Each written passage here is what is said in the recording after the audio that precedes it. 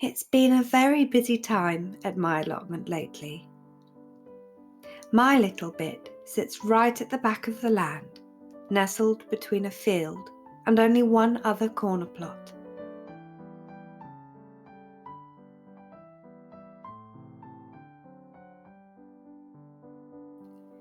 If you've seen my other allotment video, you'll know we had the wettest March in over 40 years.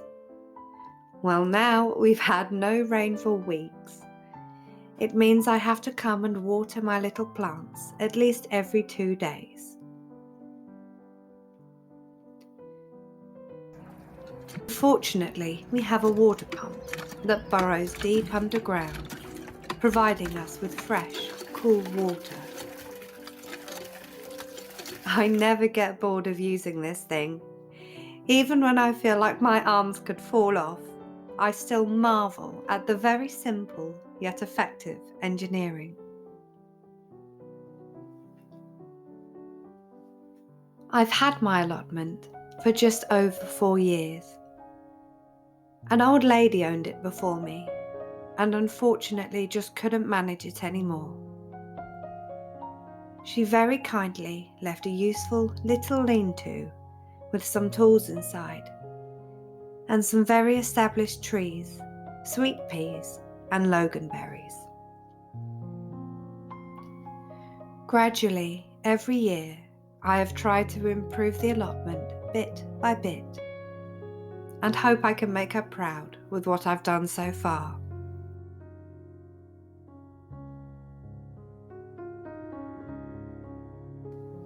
I'm not impressed by fancy cars. I'm not impressed by big houses or the latest gadgets.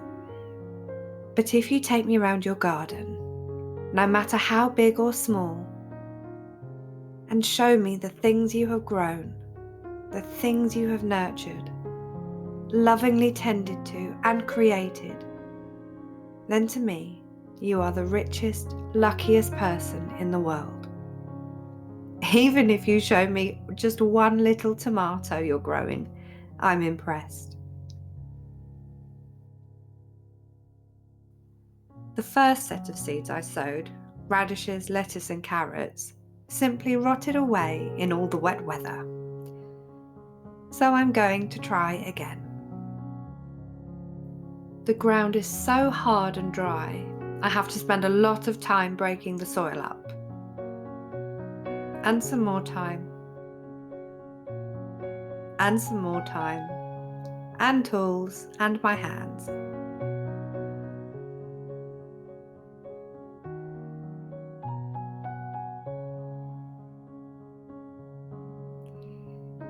It's not nearly as soft and crumbly as I'd like, but we'll give it a go anyway.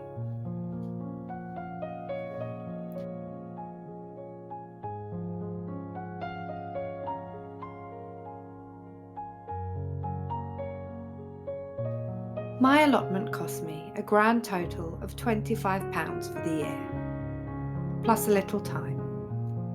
Okay, maybe a lot of time, but it's really worth it.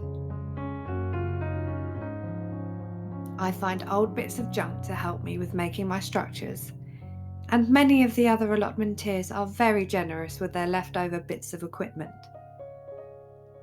Any other more expensive bits I ask for as birthday and Christmas presents. But generally, I keep my costs as low as possible, and normally manage not to buy a single vegetable for about 6 months of the year, at least. I feel incredibly lucky, but I also feel incredibly lucky that when the weather is as unpredictable as we have sometimes, I always have the fallback of popping to the supermarket along the road.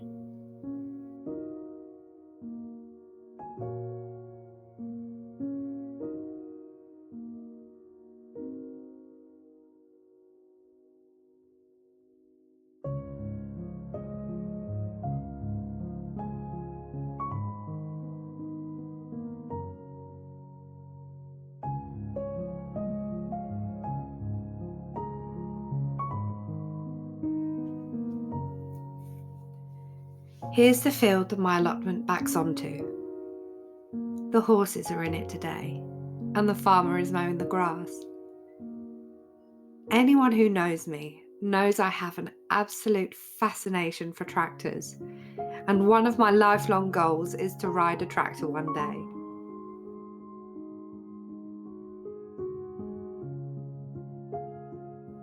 I always like to come away with something after working here as a little reward. So I'm going to pick some herbs to make a sage and rosemary stick.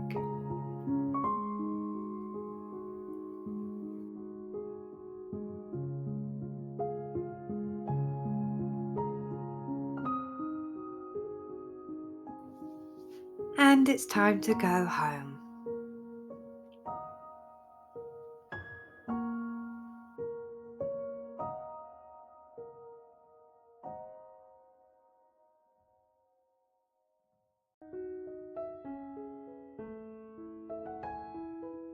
It's the breakfast now.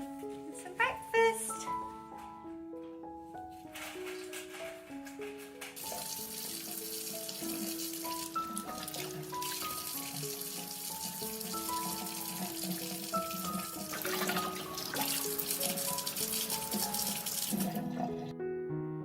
Sage sticks are really very easy to make.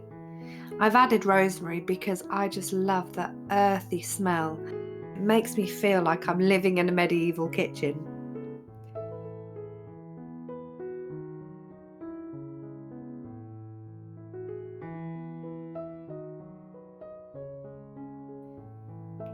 The way I make a sage stick is not neat. It's not perfect, but it works.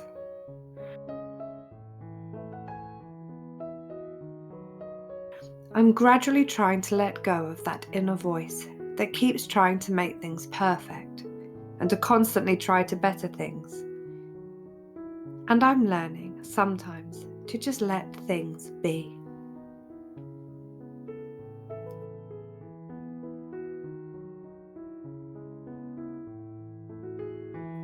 Of course, we can all try to do things well, but maybe allowing space for a little wonkiness in the way we do things could put our minds at ease just a little bit more.